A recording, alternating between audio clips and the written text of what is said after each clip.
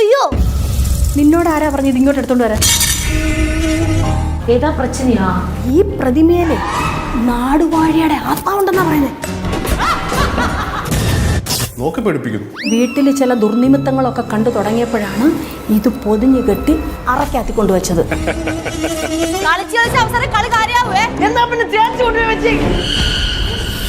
പ്രതിമയുടെ promo നല്ല promising ആണ്. ഒരു ജൂനിയർ മാൻഡ്രേക്കിന്റെ ഒരു വൈബാണ് കിട്ടിയത്. മറ്റേ ജൂനിയർ മാൻഡ്രേക്കിനകത്ത് ഒരു പ്രതിമ കൊണ്ട് വെച്ചിട്ട് അതുകൊണ്ടുണ്ടാകുന്ന പ്രശ്നങ്ങളുള്ള പടം. അപ്പോൾ ആ ഒരു സംഗതിയാണ് എനിക്ക് പ്രൊമോ കണ്ടപ്പോൾ തോന്നിയത്. എന്ന് നാടുവാഴിയുടെ പ്രതിമയാണ്. ഇനി അമ്മുമ്മ നല്ല ആധികാരികമായിട്ട് ഇതിനെപ്പറ്റി നല്ല കഥ ഇതൊക്കെ പറയുന്നുണ്ട്. അമ്മുമ്മയ്ക്ക് ഈ ഒരു സംഭവം ഉണ്ടാക്കിയതിൽ എന്തെങ്കിലും പങ്കുണ്ടോ, അല്ലെങ്കിൽ അമ്മുമ്മയുടെ കൈ ഇതിനകത്ത് ഉണ്ടോ എന്നുള്ളതിൽ ഒരു ഡൗട്ട് ഉണ്ട്. കാരണം അമ്മുമ്മയായിട്ട് ഉണ്ടാക്കി എല്ലാവരും ഒന്ന് പറ്റിക്കാൻ വേണ്ടിയിട്ട് ചെയ്തതാവാം.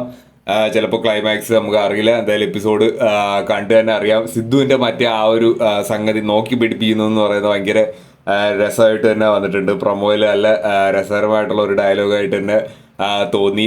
കല്ലുവിനെ ഭയങ്കരമായിട്ട് ഇപ്പം മിസ് ചെയ്യുന്നുണ്ട്. കുറച്ച് എപ്പിസോഡുകളായിട്ട് ഒട്ടും കല്ലു എത്തുന്നേ ഇല്ല.